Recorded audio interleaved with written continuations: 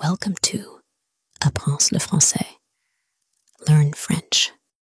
Un homme pauvre était marié à une belle femme. L'homme et sa femme ne se sont jamais disputés. Le mari aimait sa femme. La femme aimait son mari. Ils étaient très heureux. Mais cet heureux couple avait un voisin riche et beau. Il a vu la belle épouse du pauvre homme et il est tombé amoureux d'elle. « Je veux l'épouser moi-même », pensa-t-il. Chaque jour, lorsque le mari de la femme travaillait dans les champs, l'homme riche se rendait chez le pauvre. « Tu es une belle femme, dit-il à la femme du pauvre, mais tes vêtements sont vieux. Pourquoi ton mari ne t'achète-t-il pas de nouveaux et jolis vêtements? Je suis sûre qu'il ne t'aime pas. S'il t'aimait, il t'achèterait des vêtements merveilleux. Divorce de lui et épouse-moi. Je t'achèterai de beaux vêtements neufs, les meilleurs du pays. Alors, tu seras la plus belle femme d'Éthiopie. » Au début, la femme n'écoutait pas l'homme riche, mais il venait chez elle tous les jours, et chaque jour, il disait les mêmes choses. Finalement, elle commença à penser « Peut-être que mon voisin a raison. Pourquoi mon mari ne m'achète-t-il pas de beaux vêtements neufs? Peut-être qu'il ne m'aime pas. » Cette nuit-là, elle dit à son mari « Regarde-moi, Marie. Mes vêtements sont vieux et laids. J'en veux de nouveaux. Achetez-moi de nouveaux vêtements. » Son mari lui sourit. « Vous n'avez pas besoin de nouveaux vêtements, » a-t-il déclaré. « Tu es pour moi la plus belle femme du monde. » Elle était en colère. « Tu ne m'aimes pas, dit-elle. Si tu m'aimes, achète-moi une nouvelle robe. » Son mari aimait sa femme et il voulait lui plaire. « Je n'ai que peu d'argent, pensa-t-il, et j'ai besoin d'une nouvelle charrue. Mais je veux que ma chère épouse soit heureuse. » Le lendemain, il est allé au marché et a acheté une nouvelle robe pour sa femme. Il le lui a ramenée chez lui et elle l'a mis. « Merci, mon cher mari, » cria-t-elle. « Maintenant, je sais que tu m'aimes. » Lorsque l'homme riche revint la voir, elle portait sa nouvelle robe. « Tu vois, » lui dit-elle, « mon mari m'aime beaucoup. Il m'a acheté cette magnifique nouvelle robe. » Le riche secoua la tête.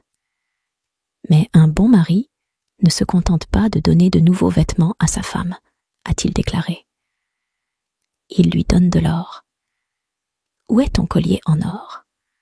Où sont tes bagues en or? Pourquoi ton mari ne te les donne-t-il pas? » Il ouvrit une boîte et lui montra de magnifiques bijoux en or. « Regardez ça, dit-il.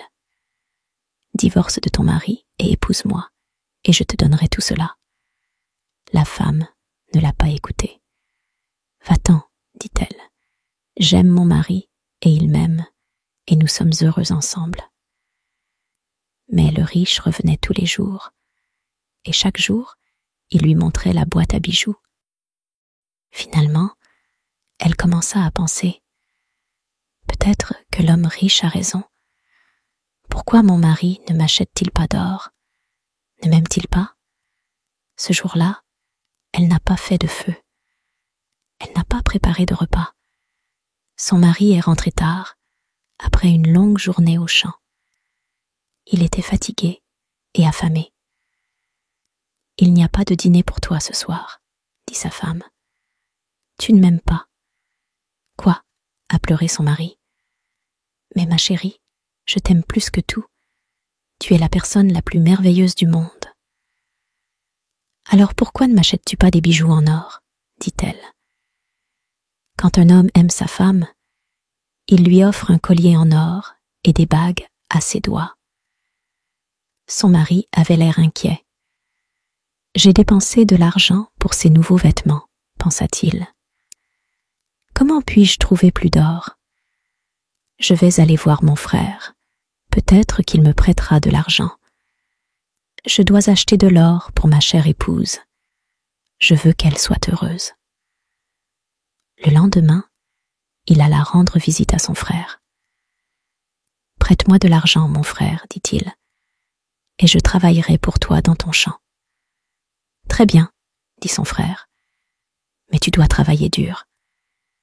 Il y a beaucoup de pierres dans mon champ, et tu dois toutes les enlever. » Son mari a accepté et a pris l'argent. Il est allé au marché et a acheté des bijoux en or. Puis, il l'a rapporté à sa femme. Sa femme était très heureuse. Elle passa le collier autour de son cou et passa les bagues à ses doigts. « Regardez-moi, dit-elle, je ne suis pas belle ? » « Tu es très belle, dit son mari. Si tu es heureux, je suis heureux. » Elle passa ses bras autour de son cou. « Merci, merci, mon cher mari, dit-elle. Maintenant, je sais que tu m'aimes. » Le lendemain, son mari sortit très tôt, avant que le soleil ne se lève dans le ciel.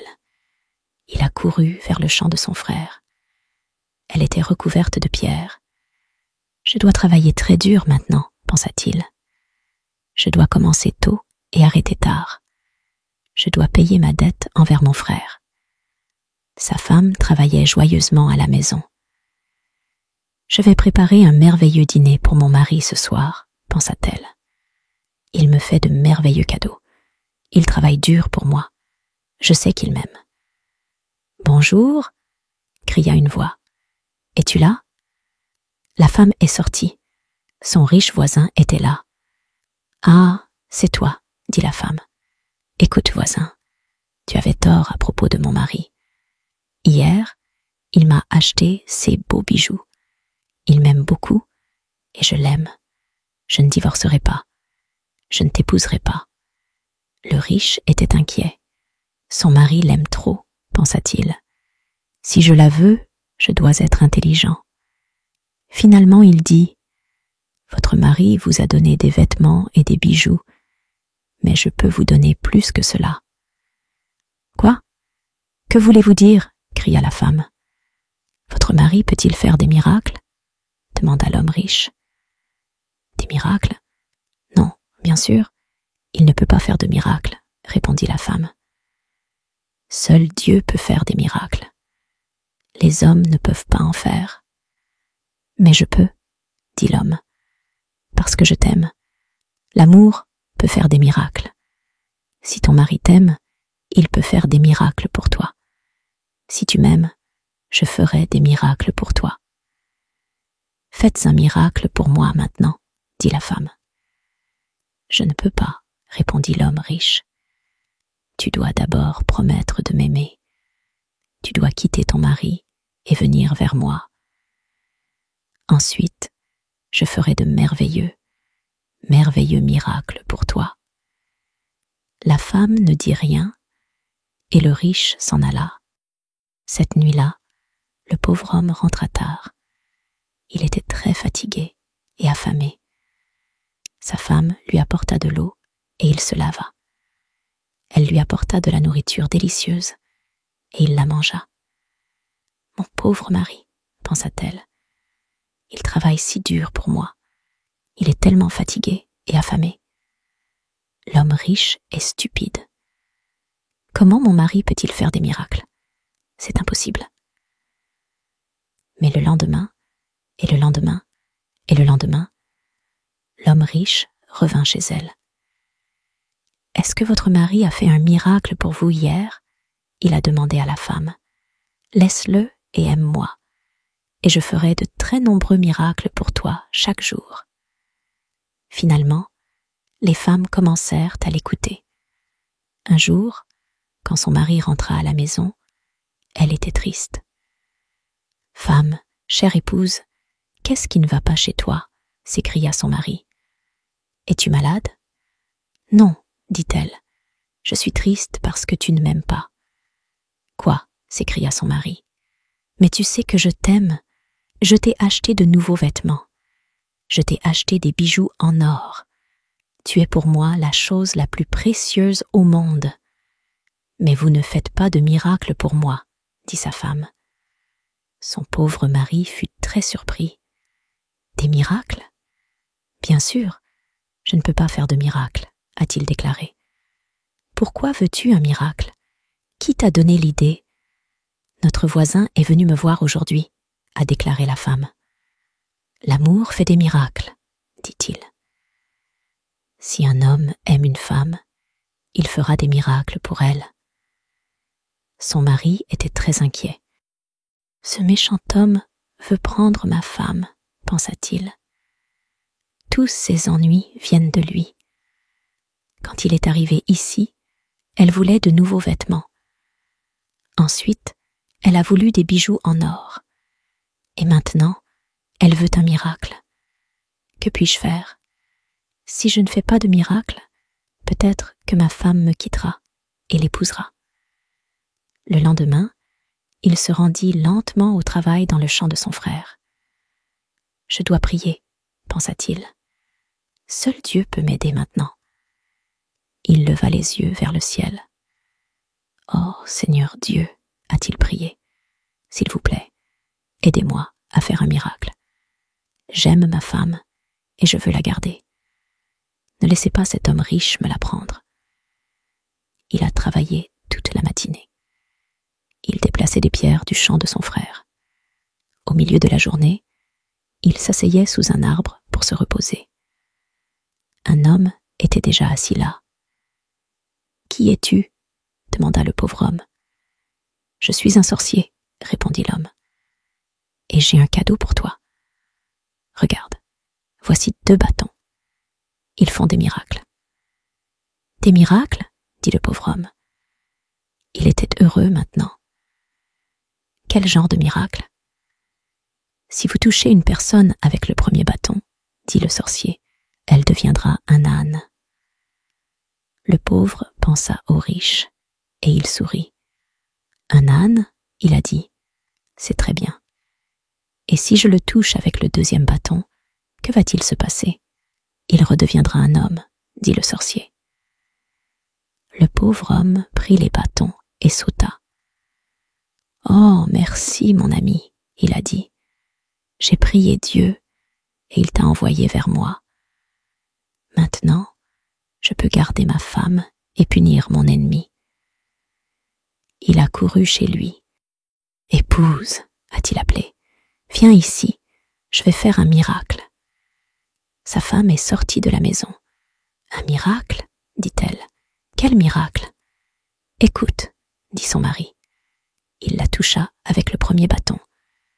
Elle devint aussitôt une âne.